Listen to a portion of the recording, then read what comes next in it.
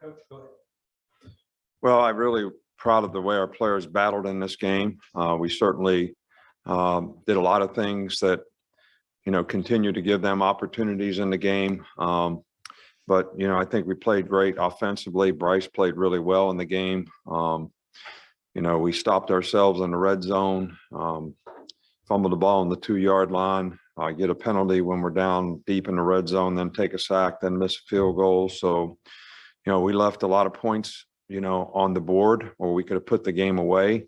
And defensively, we gave up a couple big plays, but the big thing was they're like 10 of 19 on 3rd and 4th down. So when we had opportunities to get off the field, we didn't get off the field. They extended drives and in some cases that they led to touchdowns. So, but fake field goal on 4th down. I mean, just a lot of things that, we were trying to cover the guy and we ran into the official, and they had run a fake field goal against LSU last week. So we actually worked on it and called the defense that we wanted to play against it, and still, got rubbed off and didn't make the play. So there's a lot of good things, and then there's a lot of things that we obviously need to fix, most of which we can fix. But I think the players have to be dedicated and determined to try to get it right so we can play better in the future. So, I was, we won the West today, so we have an opportunity now to play in the SEC championship game. And it was a difficult, playing in the West this year was very difficult. We won some close games. We won a close game today, which resiliency of the players contribute to that. Their competitive spirit and how much it means to them contributes to that. But we do need to fix some of the things that we're not getting correct on the field. Start over here with Mike Rodak. What did you see out of Kool-Aid after he came into the game, and just what was the situation there at corner with Josh? I think that Kool-Aid did okay. A lot of times when on the other side, it's hard for me to see exactly, how they're doing. But I thought he did a pretty good job. He's gotten better all season. He's more confident. He knows what to do. He's a bright guy. He prepares well, and we have a lot of confidence in him playing. And I thought he did a pretty good job. Go on the other side with Aaron. Bryce had a historic night throwing. Can you put in perspective how difficult it is, given the kind of defense Arkansas runs from an X's and O's perspective? Well, I think we had a really good plan on offense. We had a lot of solid runs, even though, you might say we only had whatever we had 100 and some yards rushing, but we had a lot of situations where we put ourselves in, positive down the distance situation. When you get behind the sticks on them and they drop 8 guys, it really gets tough. But we had a good plan to attack the 8 drop. We didn't do a very good job of it in the red zone. And he made really good decisions about who to throw the ball to. And I mean, he had several, at least 4 drops to go with. And he had a couple overthrows, but the guy had a fantastic game, I think, and really did a good job sort of taking what they give. He's accurate with the ball, and other than a couple drops, the receivers did a really good job in the game as well.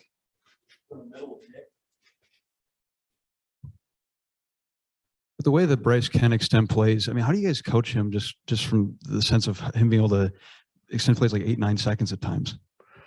Well, they're rushing 3 guys, which, sometimes that makes it a little easier for him to do. But he has a great knack in the pocket for where to slide, and he keeps his eyes downfield. So it's not like he's scrambling to run and looking at the rush, which I think is a real key to the drill if you're going to be a guy that's going to be a successful passer.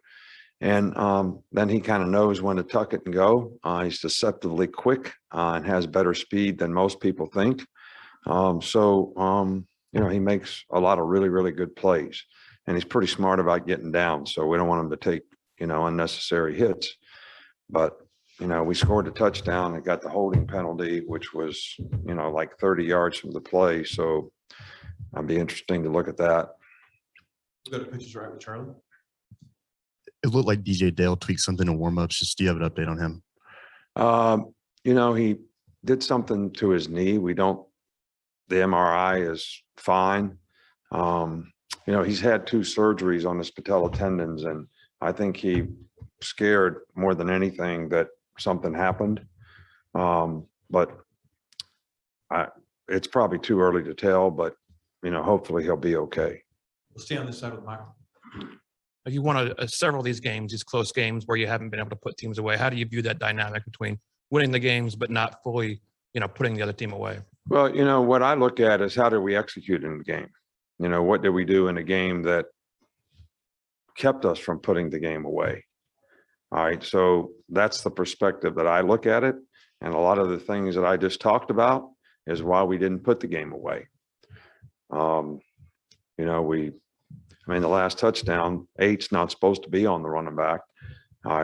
So we don't play the coverage the way it's supposed to be played. They might have scored anyway. I don't know, but at least like to think that you're out there executing and doing what you're supposed to do. Guys don't take the right guys on slider boots. We turn people loose in man to man.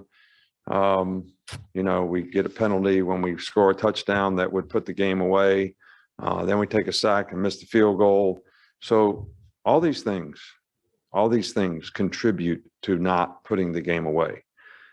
So that's the kind of stuff that we need to fix, but it's also stuff that can be fixed. So we just got to keep working on it, and we got to have the players buy into what they need to do to get it fixed. Go to the left with Drew. Coach, I know it was his first SEC start and you hadn't watched the film yet, but how did you think Damian George played at right tackle? You guys seemed to run behind him a lot early. Damian George has played very well, and he's the one they called the hold on. I'm anxious to see that, but he's played really well, and he's a guy we tried to bring along all year long. He's more confident now. He knows what to do. I think he's understanding what it takes to be able to play successfully in a game. And he's done a really good job. He's a big old powerful guy, which is really what you'd like to have at right tackle. So he's done a good job. We're going to finish up with Aaron. I know we talk about him every week, but Will Anderson, he seems now he gets the focus of most of the attention from offenses, still goes out and performs. What did you see from him tonight? Well, Will played a lot of plays tonight, played hard, made a lot of good plays. I can't say enough about the way that guy competes and the way he plays in games. And even though people are trying to do something to block him, he still seems to be able to put pressure on the quarterback and play the run well. So, and we do some games where it makes it harder to have people chip them and block them. So I think that was helpful. But we had the most success today when we rushed 5 guys against this quarterback, and on third down at least, and pushed the pocket so he couldn't scramble, he couldn't extend plays. And when we contained him and did that, that's when we got the best pressure. And I think, when you do that, you make 5 guys block 5 guys. Now somebody's got to block Will one-on-one. So that's helpful for him. All right, Coach. Thanks for your time. All right. Thank you.